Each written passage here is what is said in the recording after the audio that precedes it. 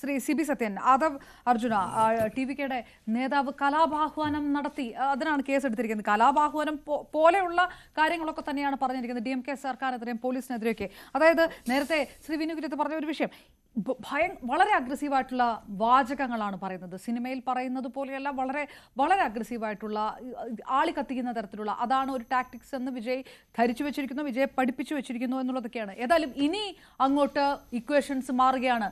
ഇനി ഇത് മുന്നോട്ട് പോകണമെന്നുണ്ടെങ്കിൽ TVK മാത്രമായിട്ട് നിൽക്കാൻ കഴിയില്ല.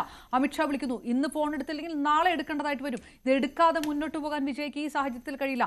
സ്റ്റാലിനെതിരെ നേരിട്ട് എത്ര കാലം പടപെരുതും? എത്ര പേരുണ്ട് വിജയ്ക്ക് വേണ്ടി പടപെരുതാൻ? സ്റ്റാലിന് ഒരു വലിയ ടീം അവിടെയുണ്ട്. എന്താണ് DMK ചെയ്യുന്നത്? DMKയുടെ സ്റ്റാൻഡ് അതുപോലെയാണ്. അങ്ങനെ ഒരു ഇക്വേഷൻ മാറിയാൽ ADMK plus BJP plus TVK വിജയുടെ മുഖം, അങ്ങനെ ഒരു പുതിയ അധ്യായത്തിന് വഴി തുറക്കുമോ Karur stampede? Aparna, every crisis is an opportunity എന്ന് പറയാറുണ്ട്. ഇത് ബേസിക്കലി ഗംഭീരമായ ഒരു ക്രൈസിസ്, വലിയൊരു ക്രൈസിസ് ആണ്, ഒരു വലിയൊരു ഓപ്പർച്യൂണിറ്റിയാണ്.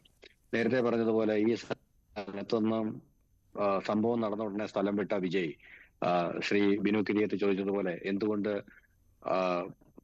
ഒരു വീഡിയോ റെക്കോർഡിംഗ് പുറത്തു വിട്ടില്ല, കാറിലിരുന്ന് വിടാമായിരുന്നല്ലോ എന്നൊക്കെ ചോദിച്ചിട്ടുണ്ട്. നമ്മുടെ കാര്യം മനസ്സിലാക്കേണ്ടത്, വിജയിന്റെ രാഷ്ട്രീയ പ്രവേശം എന്ന് പറയുന്നത് 1-2 ദിവസം കൊണ്ടോ പെട്ടെന്നുണ്ടായ ഒരു തീരുമാനം കൊണ്ടോ ഉണ്ടായ ഒന്നല്ല. അദ്ദേഹം വളരെ കൃത്യമായിട്ട് പ്ലാൻ ചെയ്ത് കാലങ്ങളായിട്ട് വിവിധ പൊളിറ്റിക്കൽ തിങ്ക് ടാങ്കുകളെ ഉപയോഗിച്ച്, ഇന്റലക്ച്വലുകളെ ഉപയോഗിച്ച്, സ്ട്രാറ്റജിസ്റ്റുകളെ ഉപയോഗിച്ച് കൃത്യമായിട്ട് പ്ലാൻ ചെയ്ത് തയ്യാറാക്കിയ ഒരു വളരെ കൃത്യമായ രാഷ്ട്രീയ പ്രവേശമാണ് വിജയന്റേത്. നമ്മൾ കഴിഞ്ഞ ഒരു 4-5 വർഷത്തെ വിജയന്റെ ചിത്രങ്ങൾ എടുത്തു നോക്കിയാൽ ഈ ചിത്രങ്ങളിലെല്ലാം വിജയന്റെ രാഷ്ട്രീയ പ്രവേശം, അതായത് ഒരു 10-50 വർഷം മുമ്പ് MGR എങ്ങനെയാണോ ഈ സീനിലേക്ക് വന്നത്, അതിന് തത്തുല്യമായ കൃത്യമായ ഒരു തിരക്കഥ തയ്യാറായിക്കൊണ്ട് അതിനെ ഒരു ആധുനികവൽക്കരിച്ച ഒരു സ്ട്രാറ്റജിയുമായിട്ട് തന്നെയാണ് ഇതിനകത്തേക്ക് വിജയ് കടന്നു വരുന്നത്. അതായത് സിനിമകൾ ആ ഒരു ആംഗിളിൽ തന്നെ നിർമ്മിക്കുക, നായകൻ ഈ പറഞ്ഞ പാവപ്പെട്ടവരുടെ പടത്തലവനായ നായകനായിട്ട് സിനിമകളിൽ വരിക, ഇതുപോലുള്ള ഓരോ ഡയലോഗുകളും പഞ്ച് ഡയലോഗുകൾ ക്രിയേറ്റ് ചെയ്തിട്ട് ഈ പറഞ്ഞ പോലെ ജനങ്ങൾക്കിടയിൽ തരംഗം ഉണ്ടാക്കുക. അങ്ങനെ വളരെ പടിപ്പടിയായിട്ട് എന്നിട്ട് അദ്ദേഹം ആ സിനിമ അഭിനയം നിർത്തുന്ന വരെയുള്ള ഒരു കാലഘട്ടം വളരെ പ്ലാൻഡ് ആണ്. അപ്പം ഇതിനകത്ത് എന്തുകൊണ്ട് കമലഹാസന് വിജയിക്കാൻ പറ്റിയില്ല എന്ന് ചോദിച്ചു കഴിഞ്ഞാല്, കമലഹാസൻ ഇത്തരത്തിലൊന്നും പ്ലാൻ ചെയ്തിരുന്നില്ല. എന്തുകൊണ്ട് രജനീകാന്തിന്റെ സ്വപ്നം ഒരുപക്ഷെ അദ്ദേഹം ഇത് വേണ്ടെന്ന് വെച്ചു എന്ന് വെച്ച് കഴിഞ്ഞാൽ ഇത്രയും വലിയൊരു പ്ലാനിങ് അദ്ദേഹവും ചെയ്തിരുന്നില്ല. പക്ഷെ വിജയ് അങ്ങനെയല്ല. വിജയെ നമ്മൾ മറ്റു സിനിമാക്കാരെ പോലെ കാണുന്നത് പോലെ കാണരുത്.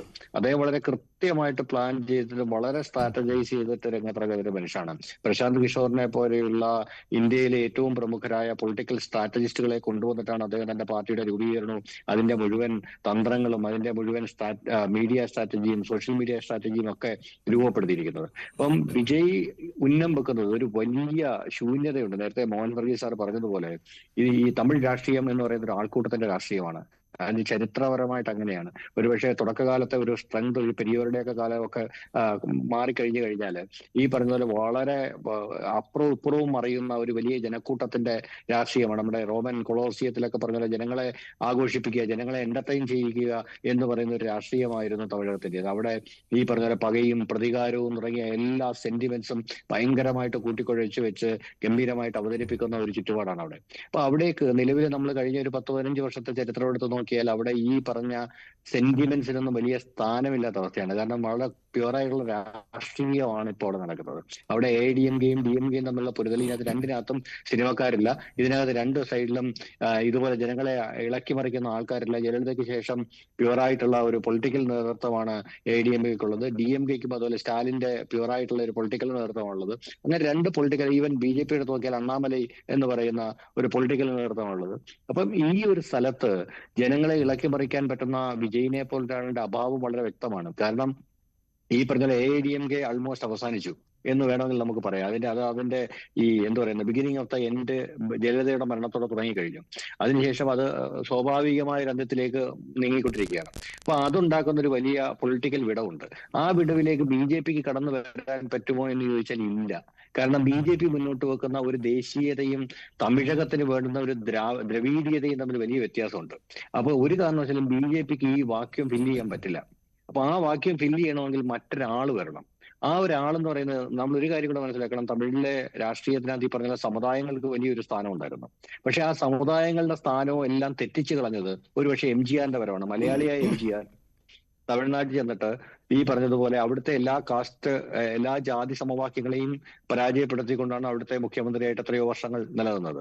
അപ്പം ആ ഒരു തരത്തിലേക്ക് ഇപ്പം വിജയിന്റെ പേര് പറയുമ്പോൾ ജോസഫ് വിജയ് എന്ന് ആൾക്കാരെ പ്രത്യേകം എടുത്തു പറയുന്നത് പോലെ അദ്ദേഹത്തിന്റെ ആ ഒരു നിലനിൽപ്പ് തന്നെ, അല്ലെങ്കിൽ ആ ഒരു എന്താ പറയുക, ജാതിക്ക് അതീതമായൊരു നിലനിൽപ്പ് വിജയ് മുന്നോട്ട് വെക്കുന്നുണ്ട്. കാരണം വിജയിന്റെ ഫാൻസ്, പ്രത്യേകിച്ചും നേരത്തെ ചന്ദ്രകാന്ത് പറഞ്ഞതുപോലെ ചെറിയ പ്രായത്തിലുള്ള കുട്ടികളാണ്, 15-18 ഇടയിലുള്ള കുട്ടികളുടെ ഒരു വലിയ ലോകം. നമ്മൾ മനസ്സിലാക്കേണ്ടത് ഒരു വർഷം എത്രയോ ലക്ഷം പുതിയ വോട്ടർമാരാണ് വരുന്നത്. അപ്പൊ അങ്ങനെ ഒരു 10-15 തലമുറയെ കംപ്ലീറ്റ് ആയിട്ട് വിജയിന് തന്റെ കൂടെ നിർത്താനുള്ള ഒരു സ്കോപ്പ് ഉണ്ട്. ഒരുപക്ഷെ ഈ വരാനിരിക്കുന്ന തെരഞ്ഞെടുപ്പില് വിജയിന് ഒരു വലിയ മാറ്റം ഉണ്ടാക്കാൻ പറ്റില്ലായിരിക്കാം. പക്ഷേ വിജയ് അതിശക്തമായ ഒരു സാന്നിധ്യം അറിയിക്കുമെന്നുള്ള കാര്യത്തിൽ ഒരു സംശയം അതായത് ശിവസേന ഒറ്റ കാര്യം, ഈ നേരത്തെ പറഞ്ഞ പോലെ ബി.ജെ.പിക്ക് സ്വന്തമായിട്ട് ഉണ്ടാക്കാൻ കഴിയാത്ത ആ ഒരു സ്വാധീനം, അത് വിജയ്ക്ക് ഇനി മറ്റൊരു ഓപ്ഷൻ ഇല്ലാതെ വരിക. അമിത്ഷാ വിളിക്കുമ്പോൾ ഇപ്പോൾ കോൾ എടുക്കാത്ത വിജയ്, അതും ഒരു രാഷ്ട്രീയ തന്ത്രം എന്ന് കരുതിയാൽ മതി. കുറെ ദിവസത്തേക്ക്, കുറെ നാളേക്ക് ആ തന്ത്രം പയറ്റാൻ വിജയന് കഴിയില്ല. അങ്ങനെ കൂടി വിചാരിക്കണോ? ഇല്ല, ഇതിനകത്ത് നമ്മൾ നേരത്തെ പറഞ്ഞ പോലെ ഒരു കാര്യം അപ്പം നമ്മൾ ആലോചിക്കേണ്ടത്, ജയലളിതയുടെ ഒരു വഴിയുണ്ട്. ജയലളിത അപമാനിക്കപ്പെട്ട് നിഷ്കാസിതരായി പുറത്തുപോയ ജയലളിതയുടെ ഒരു തിരിച്ചുവരവുണ്ട് തമിഴകത്തിന്. അതുപോലെ തമിഴകം അത്ര ഒരു വലിയ ഓപ്പർച്യൂണിറ്റി മുന്നോട്ട് വെക്കുന്നുണ്ട്. ഇത് നേരത്തെ മോഹൻ സാറ് പറഞ്ഞ പോലെ, അല്ലെങ്കിൽ ഈ പറഞ്ഞ എന്തുകൊണ്ടാണ് ഇത്രയും വലിയൊരു സ്റ്റാമ്പെയ്ഡ് ഉണ്ടായിട്ട് ഇത്രയും പേർ മരിച്ചിട്ട് അതിനകത്ത് ഏറ്റവും നെടുനായകത്വം വഹിച്ച, കാരണം ഇവരെല്ലാം വിജയിനെ കാണാൻ വന്ന് വിജയിനെ കാണാനുള്ള ഒരു ആവേശത്തിന്റെ പുറത്ത് തറയിൽ വീണ് അല്ലെങ്കിൽ ശ്വാസം മുട്ടി മരിച്ച മനുഷ്യരാണ്. അതിനകത്ത് അല്ലു അർജുനെ അറസ്റ്റ് ചെയ്ത അതേ നീതി ഇവിടെ ഉപയോഗിക്കുകയാണെങ്കിൽ വിജയനെ അറസ്റ്റ് ചെയ്യേണ്ടതാണ്, വിജയ് ഒന്നാം പ്രതി ആവേണ്ടതാണ്. പക്ഷെ വിജയ് ഒന്നാം പ്രതി ആയി കഴിഞ്ഞു കഴിഞ്ഞാൽ ഇതിന്റെ മൊത്തം കഥ മാറി. ഈ ക്രൈസിസ് എന്ന് പറയുന്നത് വിജയിനെ സംബന്ധിച്ച് ഏറ്റവും വലിയ ഓപ്പർച്യൂണിറ്റി ആവും. വിജയ്ക്ക് അറസ്റ്റ് വരിക്കാൻ പറ്റിയാൽ, വിജയ്ക്ക് ഇതിന്റെ പേരിൽ ജയിലിൽ പോകാൻ പറ്റിയാൽ, വിജയ്ക്ക് ഇതിന്റെ പേരിൽ എന്താ പറയുന്നത് കോടതി നടപടികളെ നേരിടാൻ പറ്റിയാൽ വിജയ് തമിഴ് രാഷ്ട്രീയത്തെ മാറ്റിമറിക്കും. ഇത് വളരെ കൃത്യമായിട്ട് അറിയാവുന്നത് കൊണ്ടാണ് DMK അത്തരം ഒരു നടപടി മുന്നോട്ട് വയ്ക്കാത്തത്.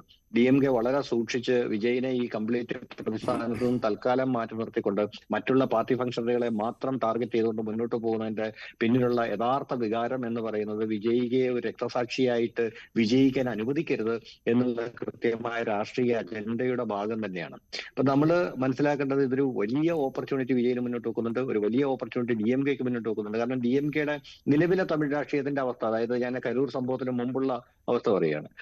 കരൂർ സംഭവത്തിന് മുമ്പുള്ള അവസ്ഥ വെച്ച് നോക്കിക്കഴിഞ്ഞു കഴിഞ്ഞാൽ നമുക്ക് ഒരുവിധം മനസ്സിലാവുന്നത് ഒരു DMKക്ക് ഒരു വാക്ക് ഓവർ ആയിരുന്നു ഏറെക്കുറെ. കാരണം ADMK, കാര്യമായിട്ട് ക്ലച്ച് പിടിക്കാത്ത BJP, വളർന്നു വരുന്ന വിജയുടെ ഒരു പൊളിറ്റിക്കൽ ടെസ്റ്റിംഗ്, ഒരു ആസെറ്റ് ടെസ്റ്റ് ചെയ്ത് നടന്നിട്ടില്ല. അപ്പൊ ആ ഒരു സാഹചര്യത്തിൽ തീർച്ചയായിട്ടും DMKക്ക് ഒരു ആൾമോസ്റ്റ് ഒരു ഈസി വാക്ക് ഓവർ എന്ന് പറയുന്ന ഒരു അവസ്ഥയിലായിരുന്നു തമിഴകം നിലനിന്നിരുന്നത്. പക്ഷേ അവർ വിജയിയെ വളരെ കരുത്തനായ എതിരാളിയായി കാണുന്നതിന് പിന്നിൽ സ്റ്റാലിന്റെ കേസല്ല, സ്റ്റാലിന് ശേഷം വരുന്ന ADMKയിൽ സ്റ്റാലിന്റെ പിൻഗാമിയായി വരുന്ന ഉദയനിധി മാരനെ ഏറ്റവും കൂടുതൽ വെല്ലുവിളി ഉയർത്താൻ സാധ്യതയുള്ള ഒരാളാണ് വിജയ്. ഉദയനിധി മാരനെ പോലൊരാൾക്ക് വിജയിനെ പോലൊരാളുടെ കരിസ്മയ്ക്ക് മുന്നിൽ, അയാളുടെ സ്വാധീന ശക്തിക്ക് മുന്നിൽ എത്ര കണ്ട് പിടിച്ചു നിൽക്കാൻ പറ്റും എന്നുള്ളതാണ്. അപ്പൊ വളരെ ഫോർവേഡായിട്ടാണ് DMK ഇതിനെ പൊളിറ്റിക്കലായിട്ട് കാണുന്നത്. അതുകൊണ്ട് തന്നെയാണ് അവരതിന്റെ തന്ത്രങ്ങൾ അതേ രൂപത്തിൽ മെനയുന്നത്. ഇപ്പൊ നേരത്തെ പറഞ്ഞതുപോലെ വിജയ് മോശക്കാരനല്ല, വിജയുടെ തന്ത്രങ്ങളും വളരെ ശക്തമാണ്.